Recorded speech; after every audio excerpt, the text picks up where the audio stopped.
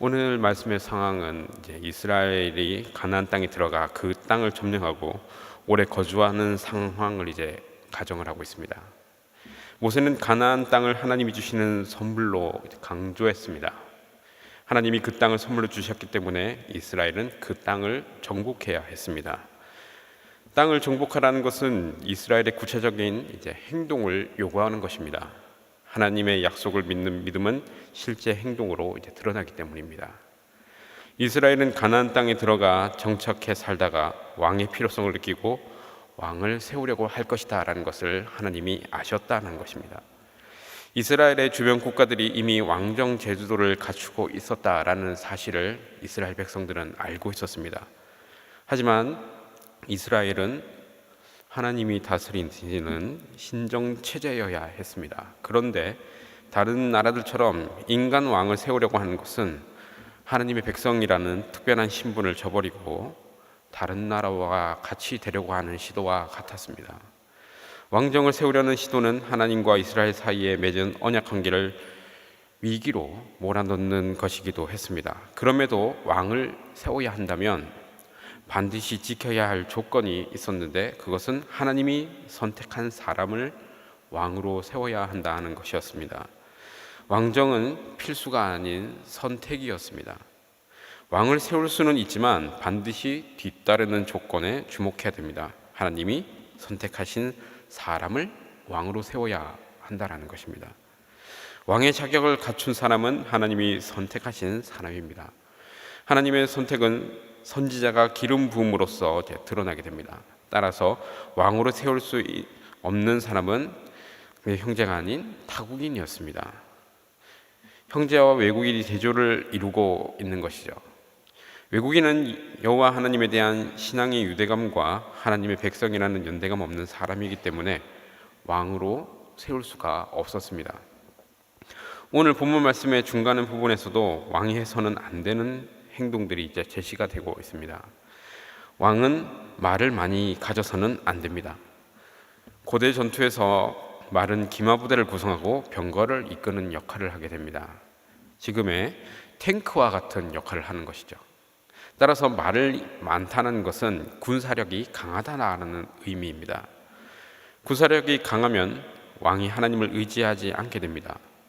왕은 말을 확보하기 위해 백성을 애굽으로 가게 해서는 안 됩니다.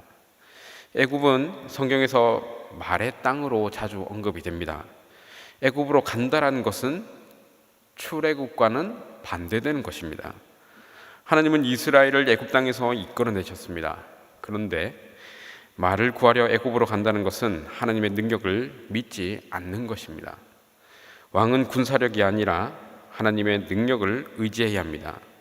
왕이 해서는 안 되는 두 번째 행동은 아내를 많이 두지 않는 것입니다. 그 이유가 그의 마음이 미혹되게 할 것을 알고 계셨기 때문입니다. 왕의 마음이 돌아서는 것은 하나님을 저버리는 것을 의미합니다.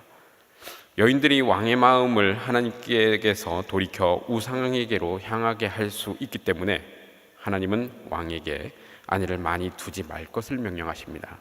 그리고 왕이 해서는 안 되는 행동은 금을 많이 쌓는 것입니다. 은금을 많이 쌓아놓는 것 또한 군사력과 마찬가지로 그것을 의지하게 되어 하나님을 의지하지 않는 상황에 놓이게 하기 때문에 하나님께서는 은금을 많이 쌓아두지 말라고 말씀하시는 것입니다.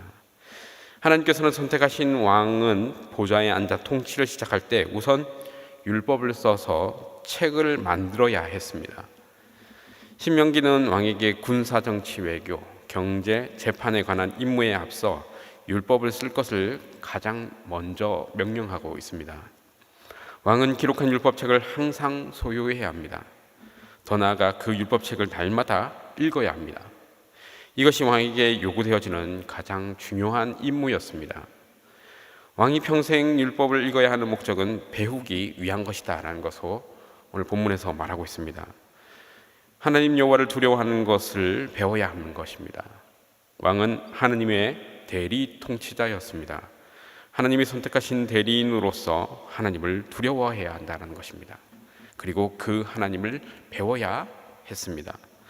또한 왕도 이 모세오경의 법규들을 준수하는 것으로 또 율법에 순종하는 것, 이것은 왕에게 부과된 임무였습니다.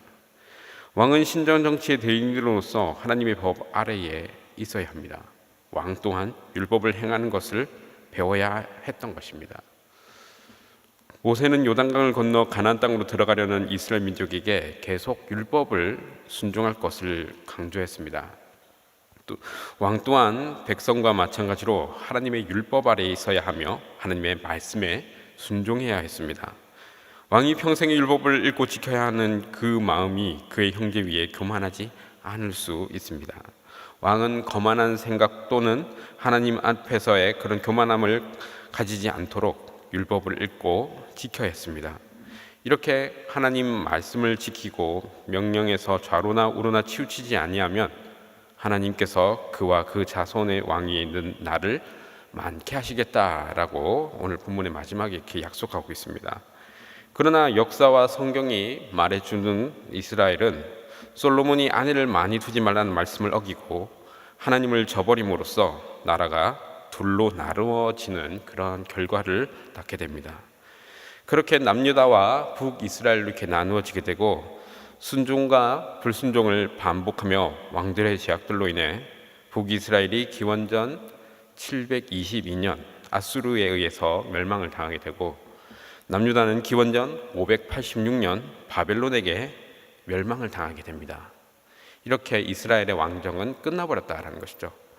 그러나 남유다와 북이스라엘이 멸망당한 이 사건에서도 하나님이 역사에 개입하셔서 우리를 구원하시기 위한 섬세함이 있다라는 것을 알 수가 있습니다. 북이스라엘은 처음부터 다윗의 혈통으로 왕조가 시작되지 않았습니다. 그리고 반란이 끊임없이 일어나서 그 왕조도 계속 바뀌게 됩니다. 그리고 북이스라엘을 멸망시킨 아수르는 이스라엘 사람과 결혼해서 혼혈민족을 낳도록 했는데 그것이 바로 사마리아인입니다. 그래서 이스라엘 백성들은 이방인의 피가 섞였다는 이유로 사마리아 사람들을 사람 취급하지 않았던 것입니다. 반면에 남유다는 다윗의 혈통으로 그 왕조가 멸망당할 때까지 계속 다윗의 혈통으로 이어지게 됩니다. 바벨론은 식민지의 유능한 인재들을 바벨론식 교육을 시켜서 자기들에게 필요한 사람으로 키워내는 정책을 세웠습니다. 그때 이스라엘의 유능한 인재로 뽑혀간 사람들이 바로 다니엘과 세 친구들입니다. 세 친구들 누군지 아시죠? 우리가 보통 사드락, 메삭, 아벳느고로 알고 있죠. 근데 그건 바벨론식 이름입니다. 이스라엘 본명은 미사엘, 하나냐, 아사랴입니다. 그렇게 치면 다니엘도 바벨론식 이름이 있었습니다. 벨드사살이죠. 우리는 벨드사살이라고 안 부르죠. 근데 세 친구만 사드락, 메삭, 아벳느고라고 부르죠. 그렇다고요. 이렇게 하나님은 역사에 주관하셔서 이스라엘 왕조와 다윗의 혈통을 지키시고 후에 예수 그리스도가 이 땅에 오실 수 있도록 개입하신 것입니다. 성경에서 대놓고 내가 이렇게 하겠다라고 이렇게 말씀하시지는 않습니다. 그러나 우리가 이 역사들의 이제 결과들을 보면 이렇다라는 것을 알 수가 있는 것입니다.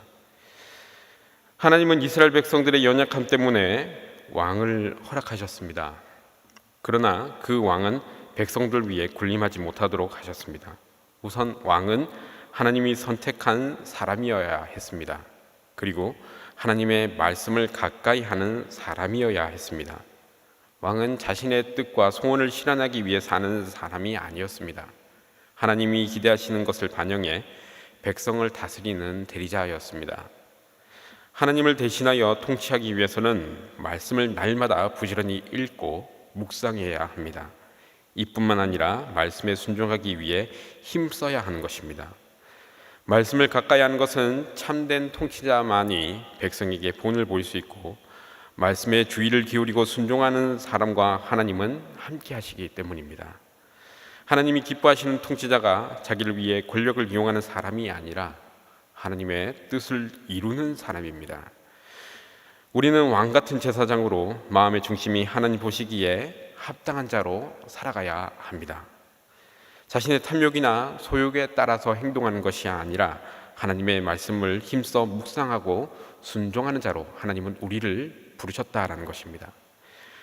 신실한 왕을 통해 이스라엘을 거룩한 나라로 세우신 하나님이 이제는 우리를 통해 이 세상을 다스리시기를 원하십니다. 우리 모두가 그런 하나님의 뜻을 이루는 귀한 성도들이 되시기를 간절히 소원합니다. 아멘. 기도하겠습니다.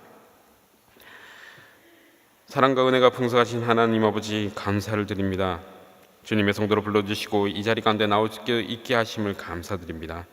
하루를 살아가는 가운데 하나님의 말씀을 듣고 기도 제목으로 하나님 앞에 나아가는 성도들이 있사오니 주님께서 살펴주시고 인도하여 주시옵소서. 나의 삶 가운데서 걱정 근심보다 하나님이 더 크심을 알고 고백함으로 또 인도하심을 받는 그러한 순적한 성도의 삶을 살아갈 수 있도록 주님께서 인도하여 주시옵소서. 주님께 순종함으로 예수 그리스도로 열매 맺는 삶이 무엇인지 알게 하시고 주님께 내어놓는 예수님이라는 그 열매를 맺는 그런 귀한 인생길 갈 수 있도록 주님께서 인도하여 주시옵소서. 주님을 바라보며 주님의 길로 나아갈 수 있는 그런 믿음의 강건함을 허락하여 주시옵시고 하나님께서 항상 함께 하심으로 내 모든 것들이 순적하고 평안하며 든든히 서가는 나의 인생길 될 수 있도록 주님께서 인도하여 주시옵소서. 주변의 상황과 그런 환경들을 보지 아니하고 하나님만 바라볼 수 있는 그런 믿음을 허락하여 주시옵소서. 이 자리 가운데 빈손으로 나오지 아니하고 주님께 마음을 들이며 나온 성도들이 있습니다. 주님께서 살펴주시고 가정과 환경과 그 사정까지도 하나님께서 돌보아 주시고 인도하여 주시옵소서. 오늘 허락하심에 감사하며 오늘 하루 가운데 마무리할 때에 주님께 또한 감사할 수 있는 마음을 드리는 귀한 날로 마칠 수 있도록 주님께서 인도하여 주시옵소서. 예수님의 이름으로 기도드립니다. 아멘.